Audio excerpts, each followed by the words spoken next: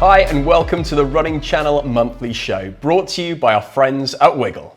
We're so excited to bring you another bumper edition of our monthly show.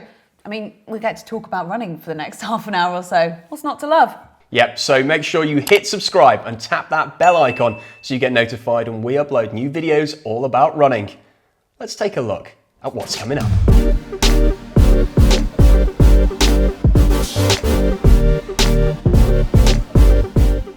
So first, let's get stuck in with the new running product launches this month.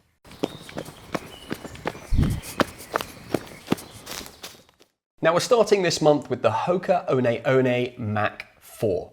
Now HOKA say this shoe has been built on themes inspired by the Rocket X and Carbon X, their fastest road shoes, and you can see their influence coming through in the shape of the heel.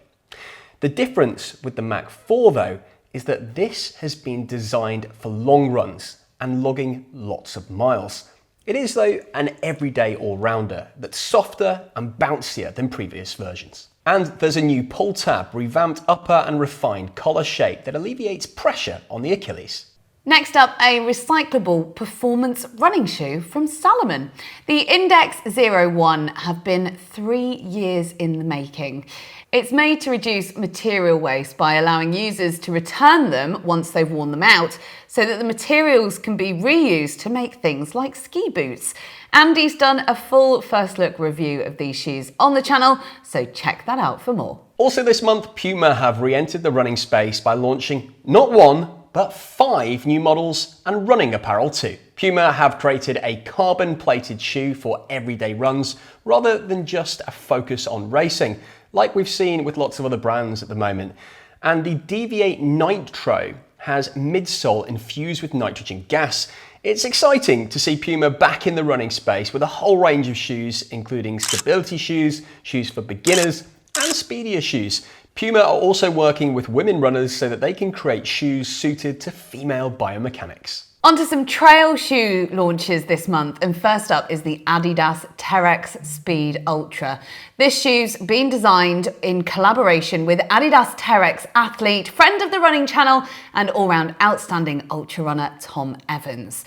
Now, it's essentially a race shoe for the trails. It's been in the works for over 2 years, with Tom testing early prototypes at the Ultra Trail World Series, which included his record-breaking Tarawera ultramarathon victory, where he shaved 20 minutes off the course record.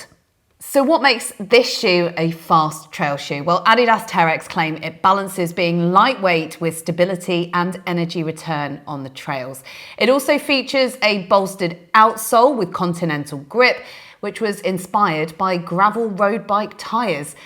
And it has see-through upper to it, made from material that wicks sweat away. And Tom says he specifically picked this design because he likes being able to see his socks through the shoes, and it gives him the feeling that the shoe is really lightweight.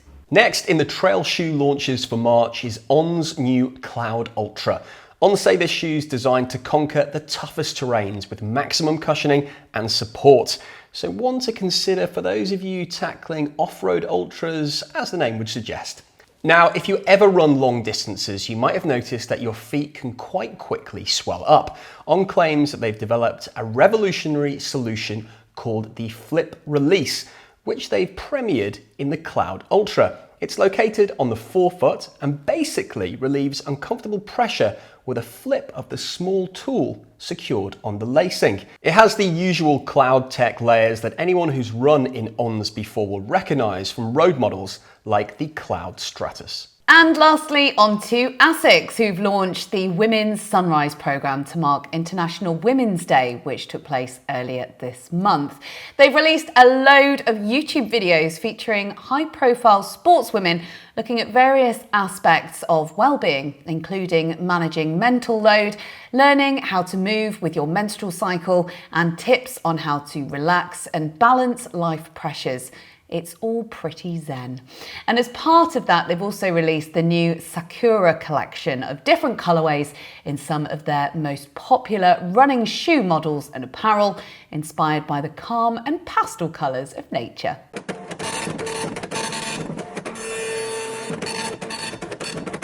Next up, onto the running news section, where we'll be taking you through some of the news highlights from this month. And this one is a real hold my beer moment. There's a lot of controversy surrounding the advantage that the Nike Vaporfly shoes give athletes, and debate about whether it's unfair. So, following criticism for wearing the shoes in a race, South African runner Mbele Mathanga went shoeless at his next meet and broke a record in the process. He'd worn the Vaporflies for a track 5,000 metre race and hadn't known that they were banned in races on the track under recent World Athletics rules.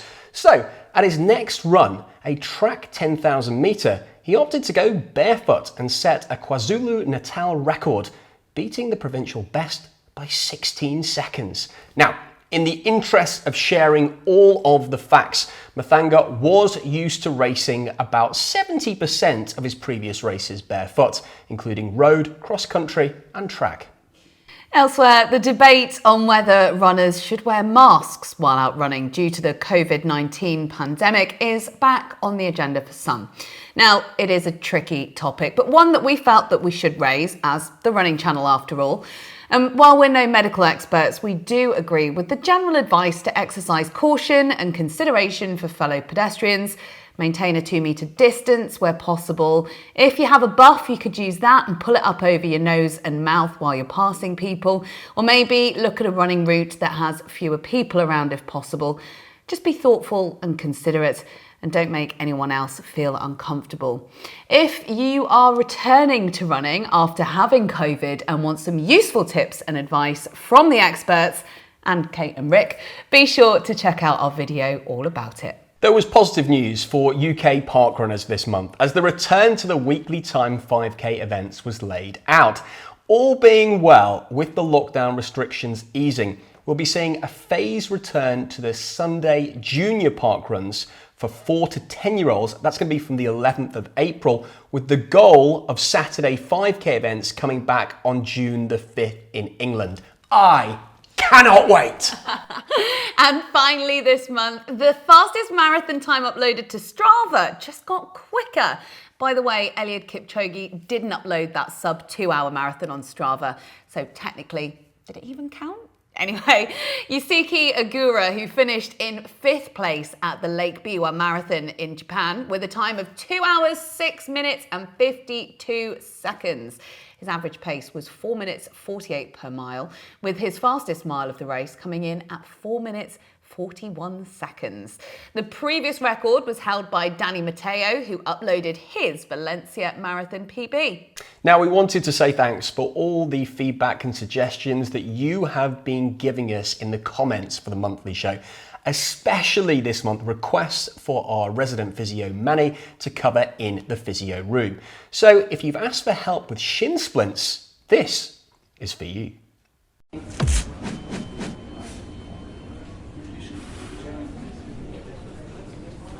It's time for the physio room with me, the running channel resident physiotherapist, Manni. Let's go. We get asked a lot of questions about running injuries and how to improve your running through strength and conditioning. So every month I'll be answering those questions and giving you tips. This month we've been asked about shin splints, a common injury, and especially in beginner runners. We've been asked, I've been suffering from shin splints for a long time now, and I just can't seem to get rid of them. Any tips? Well, I'll tell you what, we're gonna give you some tips right now. In regards to shin splints, what we need to think about first of all, what's being affected. Shin splints happens in phases. First of all, you get some inflammation and you can have some changes to the bone, but it happens in stages and we know there are different treatments for different stages. Shin splints can occur due to different reasons. The shin and the muscles in the area can be overloaded. This overload will create traction and inflammation to the area. What we need to think about is how we offload that area. So we can sometimes reduce the amount of running we're doing. We can use orthotics to help. But one of the key vital things is strengthening your body so that you do not overload your shins. Preventing shin splints is all about not running too far too soon. Runners who can build their intensity and endurance progressively over long periods of time are a lot better at not having this type of problem. Preventing shin splints is about listening to your body, understanding when you need to have a break, have some rest. Just like we talked about last month. Shin splints requires you to be as strong as you can. Being strong means you can offload some of the areas. When we get stronger in muscles higher away from the shins, that can help sometimes with control. We also need to definitely strengthen our calf muscles. And there's some evidence that shows if you have nice strong calf muscles, you're less likely to have shin splints, which is great. We all don't want to have shin splints, right? So, key things to remember. Listen to your body and take really good care of yourself. Having some rest days, sleep is important. We know that helps with recovery. Number 2, really think about your training. Progress slowly through your weeks, months, and towards your race or event. Strength. Obviously, we love strength and conditioning here at the Running Channel. So think about getting stronger, but just not only your calves, think about your muscles higher up, your gluteal muscles, your hamstrings, and your quadricep muscles. Some evidence also shows if we can strengthen our obliques and our core, that can be useful. Lastly, orthotics. We can use orthotics to offload the area similar to using our strength exercises. But remember, if you're struggling with a specific problem, please do seek medical professional advice, as we can't diagnose your individual problem. And if you have a question you would like me to answer next month, please email us at physio@therunningchannel.com. See you soon. Cheers, Manni. That's so useful. Shin splints are the worst. Stay tuned because we have loads coming up for you, including a special guest in our miles or kilometres segment. And can Rick hold on to the top spot in the treadmill challenge with Swift? Oh, speaking of Rick.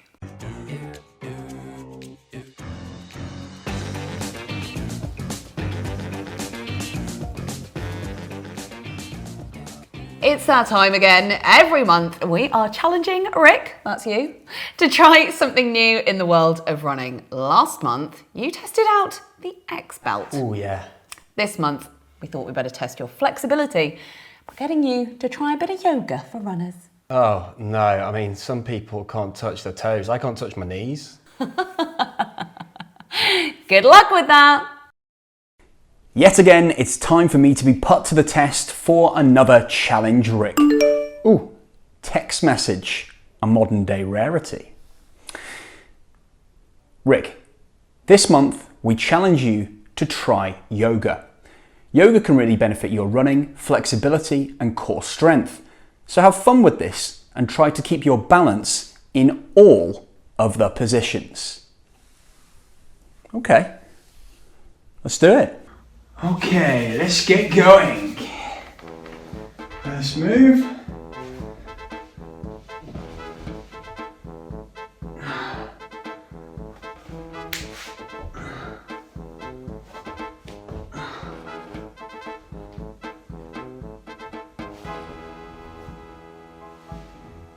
Oh, okay, this is pretty simple, pretty straightforward. Okay, this has got a bit harder. Legs going over the top. Oh, whoa, that's a muscle I haven't used for a while. Oh.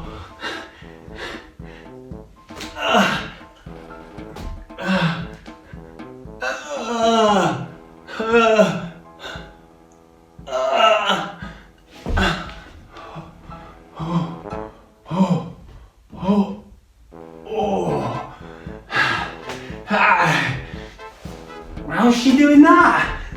How is she doing that? Oh, knees bent a little, legs straight, fingers down. Oh, oh gosh. Oh, oh, oh, oh, oh, oh.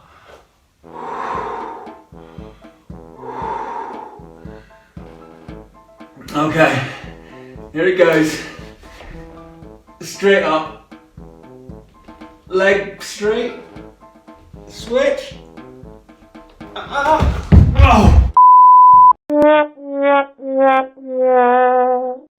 I've got cramp as well. Whew. Oh.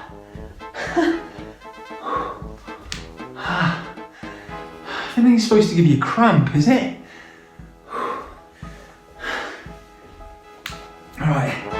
Alright, I'm back to it. Hang this down.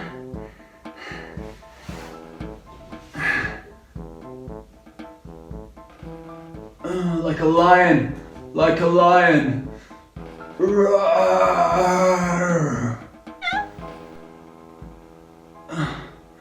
How is this supposed to be good for running? Am I supposed to be out of breath?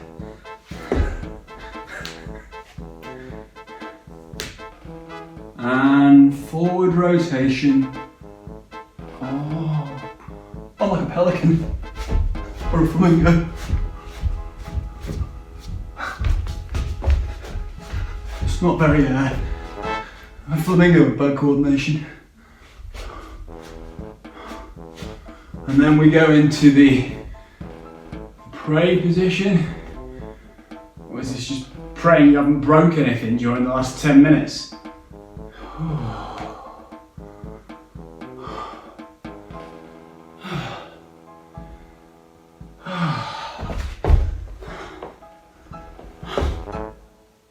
So that was yoga. I think as well as potentially making you into a better runner, it also makes you speak in a more calm way. It makes you enunciate better.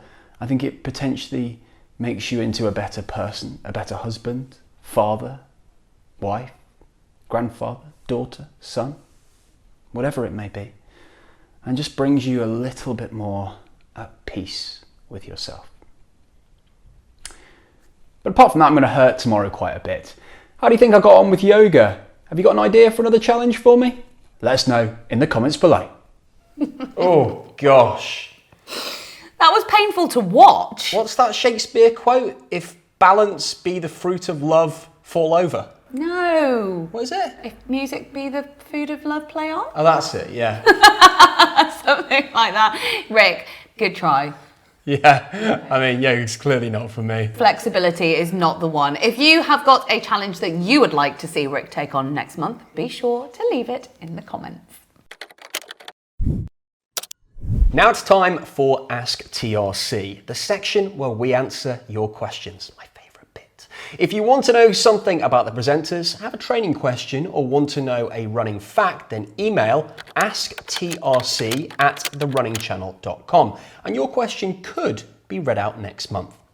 First up, it's Lucille Rivera, who asks, I just completed my first 50k. Do you have any tips on how to improve training, both physically and mentally, in order to push through the pain that inevitably comes with running an ultra? Well, Lucille, this is great timing actually, because we recently put out a video called Stepping Up from Marathons to Ultras, and spoiler alert, our top tip is that you are tougher than you think. So it's hard to give specific tips on how to toughen up your mindset. But I reckon that the biggest thing for me was doing hard things and finishing them to prove to myself that I could do them, even when I thought that I couldn't, if that makes sense.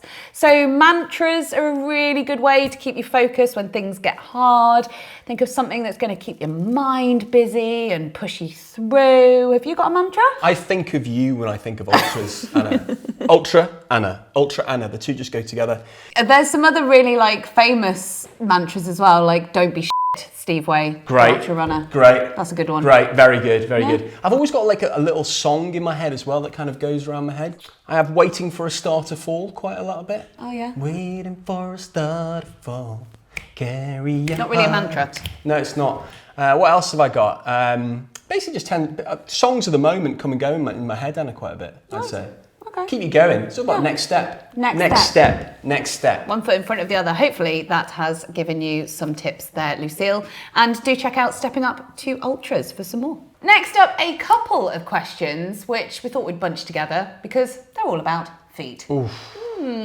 So, how should you take care of your feet as a runner? Well, feet are probably the most valuable tool that we have as runners, but you're right, they are kind of often overlooked. For blisters, I'd say some top tips include wearing K-tape, especially if you're really susceptible to them. Prevention, obviously, in this department, much better than cure. If you do get a blister, knowing how to look after it is also key, I'd say. We've got another video on this, aptly called Should You Pop a Blister?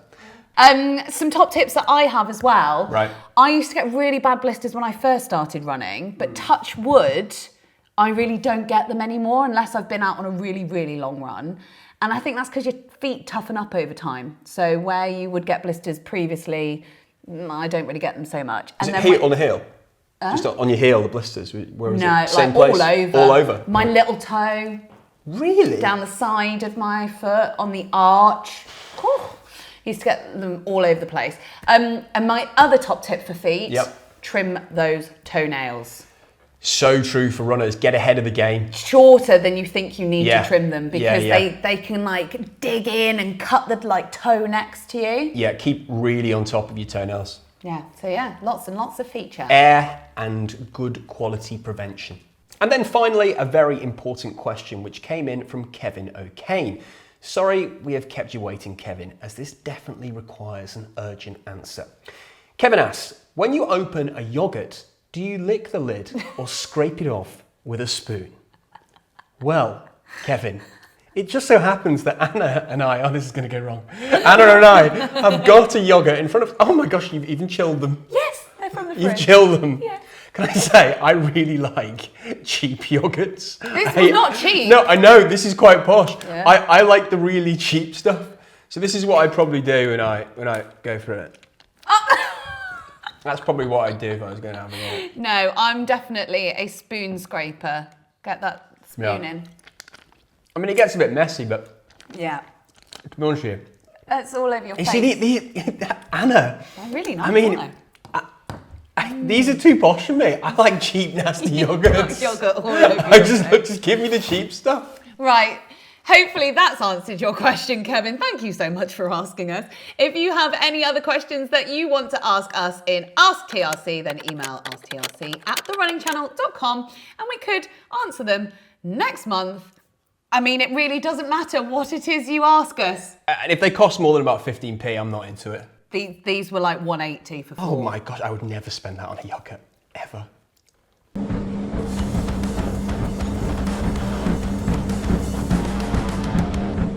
Now it's time for the treadmill challenge with Zwift, and taking it on this month is Vassos Alexander. So you may have seen him in last month's show answering our miles or kilometres questions. But now it's time he showed us his running knowledge. Yep, the rules are as follows. Each competitor will start at their marathon pace on the treadmill and have to answer questions. Now, once the question has finished being read out, you have 5 seconds to answer. If you don't answer or answer it incorrectly, you'll have 1 kilometre per hour added to the treadmill speed. I think he's pretty speedy, Vassos, and he's written books about running. But can he topple me from the top of our leaderboard? Let's find out. And we are starting in 3, 2, 1. Who plays the runner in the 1976 film Marathon Man? Absolutely no idea. Okay, that speed's going up then.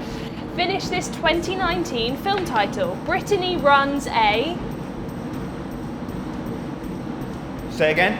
Brittany runs a 29 film title. Oh, marathon. Correct, stay at the same speed. Now, what is running cadence? How fast your legs are turning over. Perfect, correct, stay the same speed.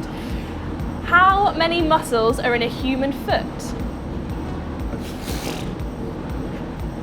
1, 2, 3, 4, 5. And there'll be loads more, won't there? So let's say 20. Oh, close, but no, put that speed up.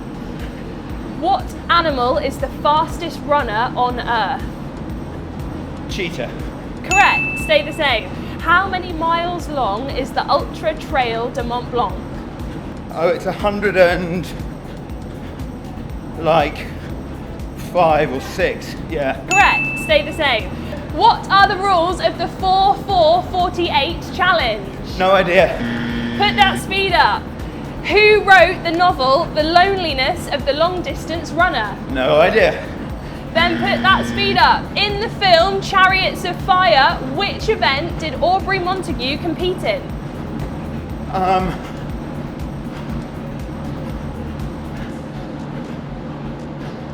Was he the 400 meters? No, too slow, put the speed up. What is 171 kilometres in miles to the nearest mile? 106. Correct. If you could run 1 mile in 60 seconds, how many seconds would it take to run 13 miles?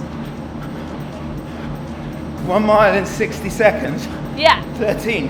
How many seconds? Oh, 600, 780.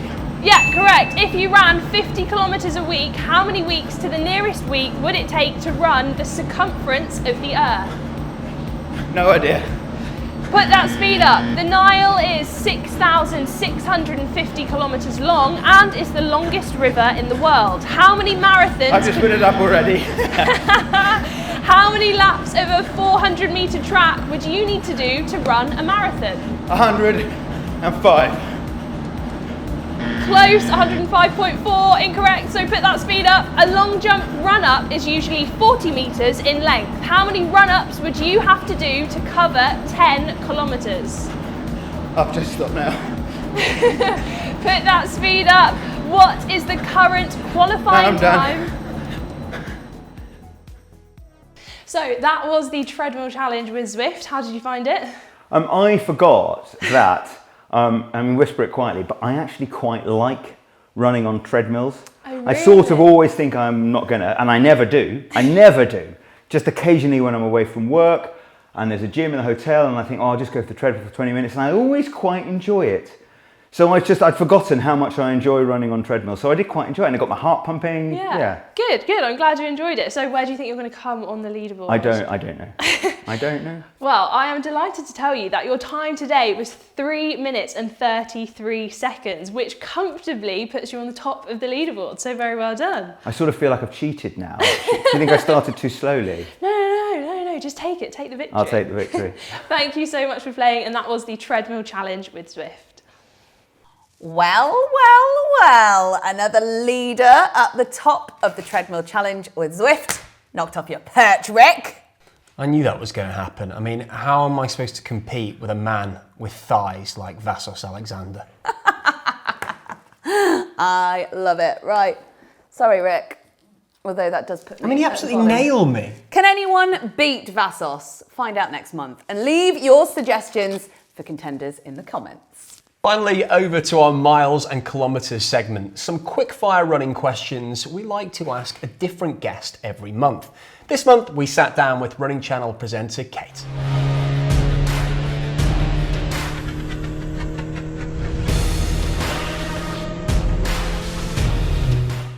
I measure my runs in miles and kilometres, not sometimes at the same time. But if it's a 10k or a 5k, obviously use kilometres. If it's a marathon, I've done quite a few in Europe and they all work in kilometres, plus kilometres go quicker. I do listen to music when I'm running, only when I'm on my own, obviously, and usually only when I'm running routes that I've done 8,453 times already and they're just boring. On my playlist, you'll find pretty much anything and everything from like pop stuff to jazz and classical as well.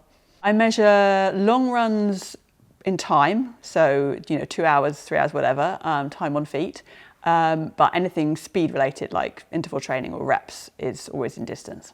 I literally don't think I've ever worn shorts and tights at the same time. Don't understand that concept at all. I know men do it for like modesty, but I've never done it, except if it's really short shorts because it's a race and you're wearing tights for the warm-up. So I might do that. My key recovery techniques would be very, very high science level of recovery. So a cup of tea and preferably donuts. Yeah, very important. Well, hopefully I'm training for a Berlin Marathon in the autumn, fingers crossed. And hopefully there'll be a chance in the summer to do some shorter races. But at the moment it all seems a bit up in the air. I think I mainly motivated myself by doing some runs and challenges with my teammates, because obviously the people that we've been able to see have been local. So I've done lots of stuff with my club mates, and my club set up loads of virtual challenges and stuff. And I was lucky enough to be able to do quite a few races through the summer, sort of shorter races and track meets and stuff.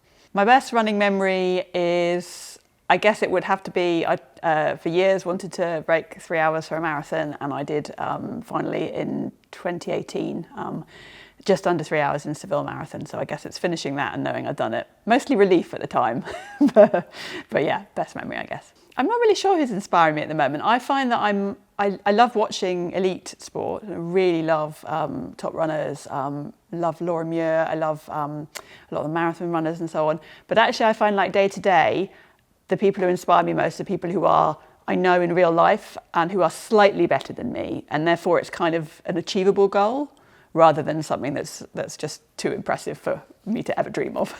If I wasn't able to run anymore, I think the activity I'd participate in would probably be mass murder. Sorry. If I wasn't able to run anymore, I would, I don't know, nothing ever really comes close. I've never done team sports. I'm not very keen on cycling. I like swimming, but I don't think I like it as much as I'd ever like running. So it'd have to be something I've never tried before. I'd have to sort of discover a whole new sport and get involved in that. Wow! Learned a lot about Kate there. Yeah, blimey, Kate the murderer. That's pretty terrifying, to be honest. I mean, how long have we known her? 3 years. Didn't see that coming. Anyway, every month, thanks to Wiggle, we're giving you the chance to win a voucher to spend with them, wherever you are in the world. Congratulations this month goes to Katrina Ozols, who was the winner from February's show. Yep, all you have to do to enter is click the link in the description and answer a question all about this month's show. So I hope you've been paying attention. It really is as easy as that. All the T's and C's can be found on the link too. Thank you so much for watching, and we'll see you next time on the Running Channel.